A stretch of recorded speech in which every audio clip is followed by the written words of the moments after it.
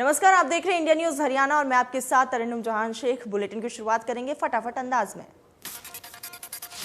उत्तराखंड के मुख्यमंत्री तीरथ सिंह रावत ने राज्यपाल बेबी रानी मौर्य को अपना इस्तीफा सौंप दिया है। राज्य में संवैधानिक संकट का हवाला देते हुए तीरथ सिंह रावत ने सीएम पद से इस्तीफा दिया।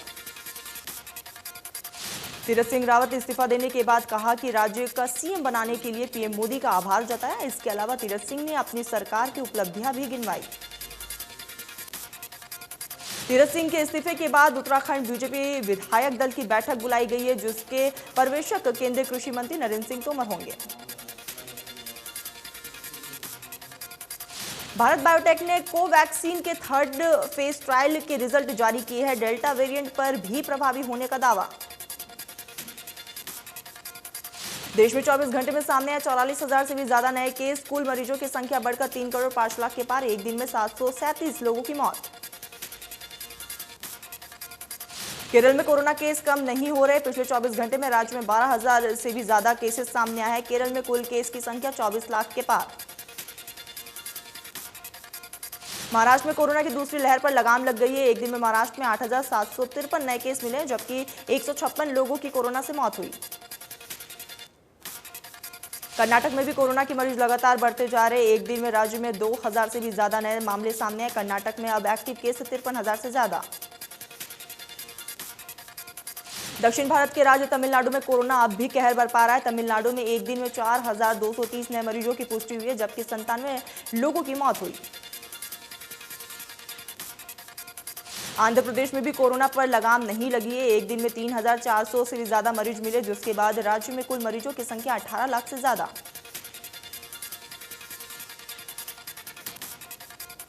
उत्तर प्रदेश में कोरोना की दूसरी लहर पर लगाम लग रही है। राज्य में अब एक्टिव केस 2,601। दिल्ली में एक दिन में 53 नए मरीजों की पुष्टि हुई है, जबकि 2 लोगों की मौत हुई। दिल्ली में अब एक्टिव केस 1,041। प्रदेश में कोरोना की दूसरी लहर पर लगाम। एक दिन में सामने आए 67 नए केस, 15 लोगों की मौत। कुल के 7 लाख से ज्यादा। सरकार ने राहत भरी जानकारी देते हुए कहा है कि पीक से अब एक्टिव मामलों में 86% की गिरावट हुई है। इसके साथ ही रिकवरी रेट में भी काफी इजाफा हुआ। कोरोना वैक्सीनेशन अभियान के बारे में जानकारी देते हुए उन्होंने बताया कि हेल्थ केयर वर्कर्स में 89% ने 2 डोज ले ली है। 18 से 44 उम्र वालों ने 15.8% लोगों ने वैक्सीन की पहली डोज लगवा चुकी है। स्वास्थ्य मंत्रालय ने गर्भवती महिलाओं को वैक्सीन लगवाने के प्रस्ताव को मंजूरी दे दी है। स्वास्थ्य मंत्रालय की मंजूरी के बाद अब कोई भी गर्भवती महिला वैक्सीन ले सकती है।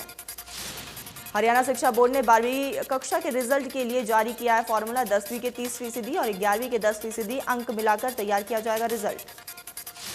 10वीं और 11वीं के अलावा 12वीं के कक्षा के अतिरिक्त 7% अंक भी रिजल्ट में जोड़े जाएंगे। फरीदाबाद जिले के ग्राम पंचायत मुजेड़ी में 70 लाख के गबन के मामले में निलंबित बीडीपीओ की मुश्किलें जल्द बढ़ने वाली है। तिंगवाओ के एसीपी सुरेंद्र शेरनौ ने दावा करते हुए बताया कि मामले में जल्द कार्रवाई होगी। बता दें कि निलंबित बीडीपीओ पूजा शर्मा ने अपने पद पर रहते हुए बिना काम के ही अपने भाई के फॉर्म के नाम पर चेक जारी किए। मामले का खुलासा होने के बाद एसीपी स्तर पर जांच शुरू की है, जिसके बाद पूजा शर्मा को निलंबित कर दिया गया। सोनीपत में जिला उपायुक्त के जरिए भारतीय किसान संघ के पदाधिकारियों ने मुख्यमंत्री के नाम विज्ञापन सौंपा और पेट्रोल डीजल की कीमतें कम करने, किसानों की बिजली में पेंडिंग कनेक्शन, धान का न्यूनतम मूल्य बढ़ाने की मांग की। किसान संघ ने कहा कि 2 साल से पेंडिंग बिजली के नए कनेक्शन पैसे जमा करने के बाद भी किसानों को नहीं मिल पाया। करनाल में सुरक्षा, सूचना तंत्र और ट्रैफिक स्वास्थ्य व्यवस्थाएं हाईटेक होने जा रही है। स्मार्ट सिटी प्रोजेक्ट के तहत करीब 157 करोड़ की लागत से ट्रैफिक सिग्नल और सिक्योरिटी कैमरे लगाए गए।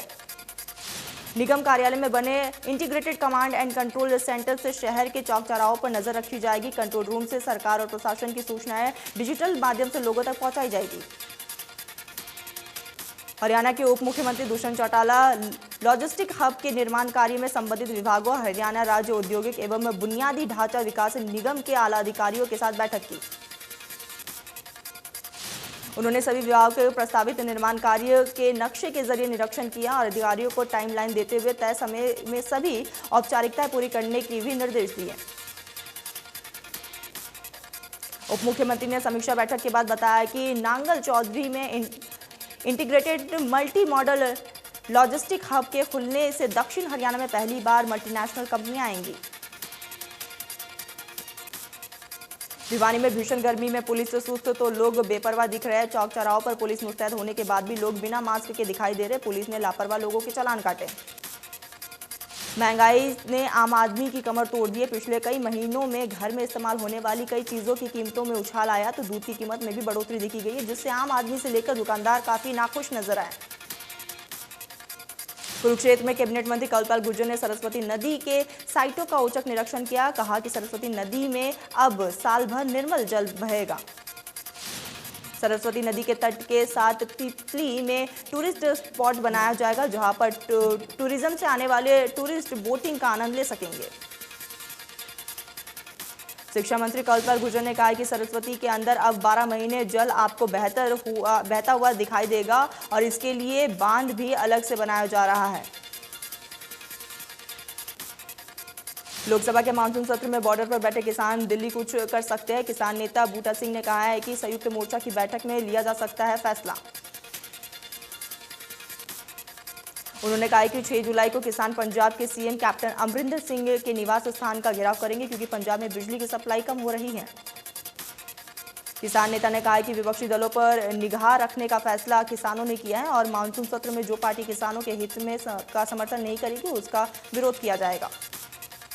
केतल में निजी अध्यापक संघर्ष समिति के बैनर तले टीचर्स और अभिभावकों ने मिलकर रोष मार्च निकाला और शिक्षा मंत्री के नाम विज्ञापन सौंपा।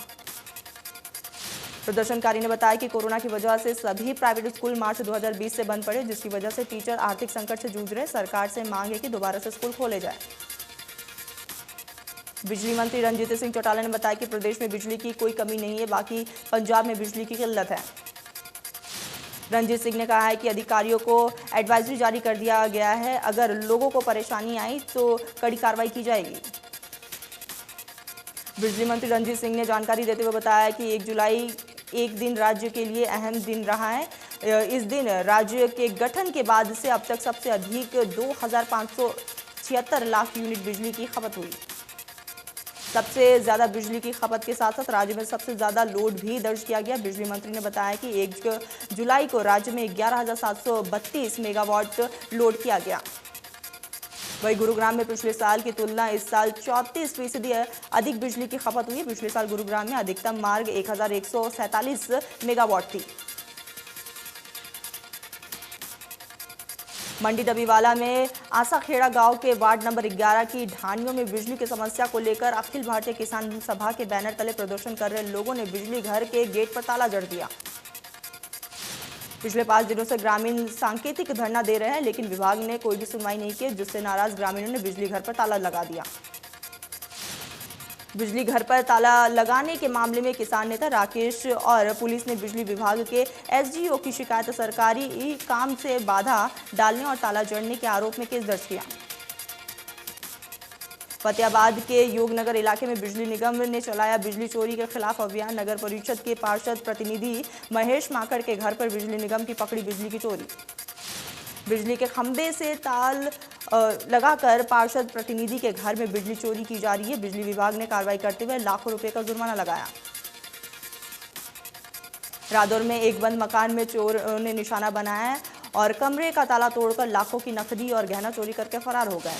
मकान मालिक ने बताया कि वो नाइट ड्यूटी पर तैनात था। इसी दौरान घर खुले होने की वजह से चोरों ने घर में दबिश दी और लाखों का सामान लेकर फरार हो गए।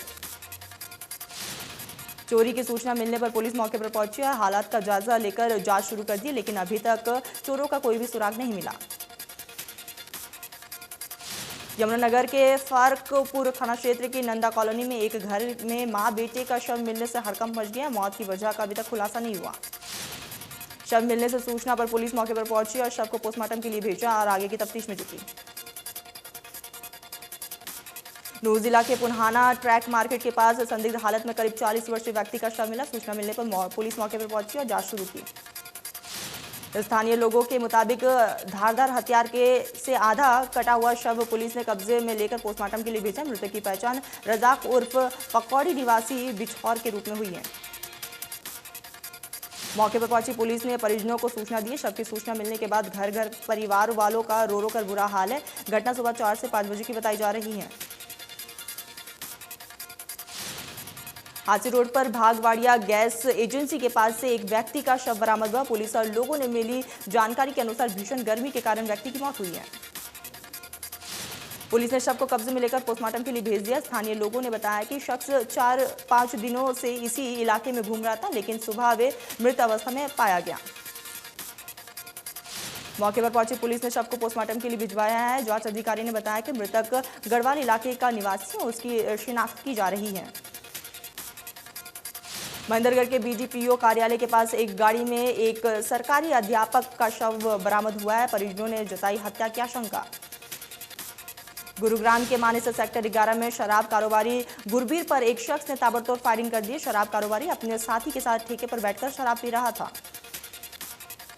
अंबाला में पार्षद को जान से मारने की धमकी मिली है। वार्ड 18 के पार्षद सरदुल सिंह को मिली धमकी। पार्षद ने सरकारी जमीन पर कब्जे का मामला उठाया था। एसपी तक मामला पहुंचने के बाद भी अभी तक कोई भी कार्रवाई नहीं की गई है। 22 जून को एसपी हामिद अख्तर से मिले थे पार्षद।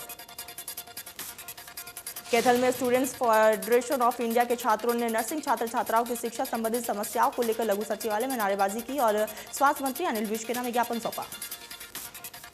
सोनीपत के गांव बयापुर समेत आसपास के इलाकों के किसानों को रजिस्ट्रेशन कराने के दौरान परेशानी उठानी पड़ रही है और उनकी फसल का रुकबा शून्य दिखाया जा रहा है। इसी समस्या को लेकर गांव के लोगों ने इकट्ठा होकर विरोध प्रदर्शन किया और मौके पर कृषि अधिकारी को बुलाकर अपनी समस्या के बारे में बताया और जल्द समाधान की मांग की। किसानों ने कहा है कि वे धान की खेती करते हैं। सरकार और कृषि विभाग के अधिकारियों के जागरूक करने के बाद उन्होंने मेरा पानी मेरी विरासत योजना से जुड़ने के लिए धान छोड़कर कपास लगाया, लेकिन उनका रजिस्ट्रेशन योजना के तहत नहीं हो पा रहा है।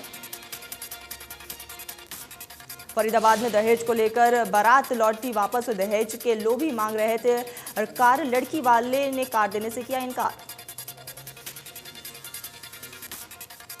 पलवल सिविल अस्पताल में लैब टेक्नीशियन द्वारा पैसे लेकर 70 वर्षीय मृत व्यक्ति का वैक्सीनेशन सर्टिफिकेट बनाने का मामला सामने आया है। लैब टेक्नीशियन द्वारा पैसे लेने का वीडियो एक निजी चैनल के कैमरे में कैद हुआ।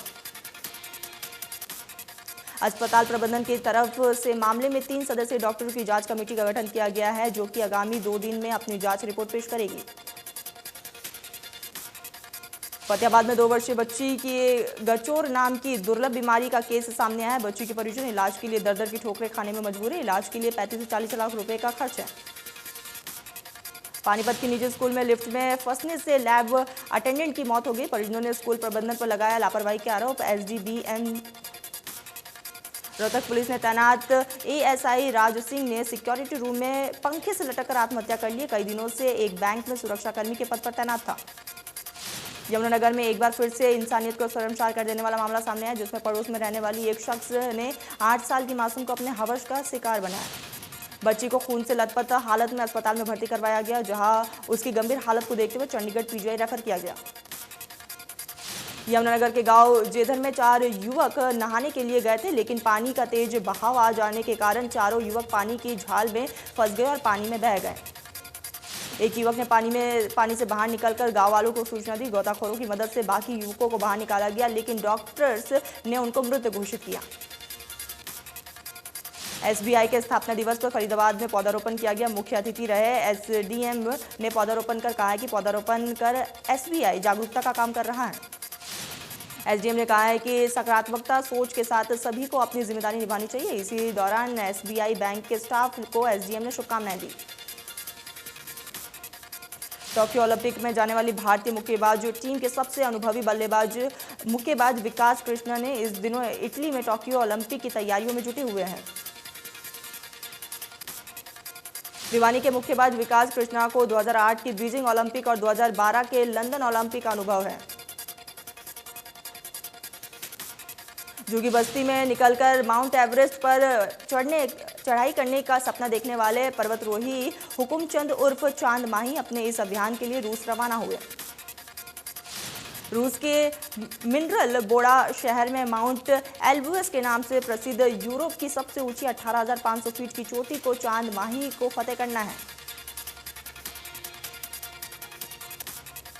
गोहाना में हरियाणा कर्मचारी महासंघ के नवनियुक्त ब्लॉक स्तर कार्यकारिणी की बैठक हुई। इस बैठक में हरियाणा सरकार द्वारा 2020 में डीए भत्ता रोक जाने वाली पुरानी पेंशन बहाली को लेकर चर्चा की गई। रोहतक में भीषण गर्मी से लोगों को मिली राहत। तेज बारिश से तापमान में गिरावट दर्ज की गई। गर्मी और बिजली कटों ने लोगों की परेशानी बढ़ाई। गजर में लॉकडाउन के बाद बहादुरगढ़ में लाइट डाउन से उद्योग संकट है। गणपति और सूर्य इंडस्ट्रियल एरिया में 6 दिन से नहीं है बिजली। कोरोना महामारी के बीच गंदे पानी की समस्या की वजह से अंबाला वासी परेशान है। कई इलाकों में साफ पानी की समस्या से भी लोगों को दो चार होना पड़ रहा है। लोगों का कहना है कि निगम के अधिकारी को कई बार शिकायत कर दी गई है, लेकिन उसके बावजूद अभी तक कोई भी कार्रवाई नहीं हुई।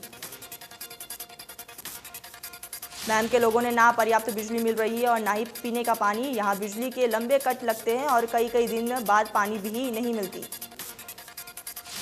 शहरवासियों का कहना है कि जब पेयजल आपूर्ति की जाती है तो पानी बहुत गंदा आता है। पर्याप्त और स्वच्छ पानी ना मिलने से शहर के आम लोग परेशान हैं।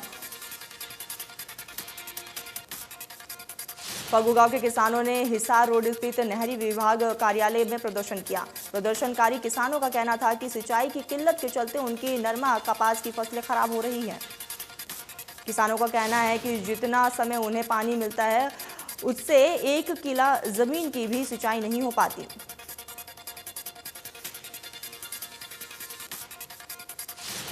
कोरोना काल में वन विभाग ने अभिनव पहल करते हुए मानसून के मौसम में इस बार औषधीय पौधे बांटने का फैसला किया। वन विभाग के अधिकारी के मुताबिक मानसून के मौसम में वितरण के लिए हांसी में वन विभाग की पौधाशाला में नई पौधा तैयार हो चुके हैं। भिवानी में जिला प्रशासन ने पर्यावरण संरक्षण का संदेश देने के लिए हलवासिया विधा बिहार स्कूल को गार्डन की तर्ज पर विकसित किया। स्कूल में हरियाणा के लिए 62 प्रजातियों के 1700 लगभग पेड़ लगाए गए। हरियाणा में लगातार दूसरे दिन तेल के दाम बढ़े। पेट्रोल के दाम में 24 पैसे प्रति लीटर की बढ़ोतरी की गई है, जबकि डीजल के दाम में 22 रुपये पैसे।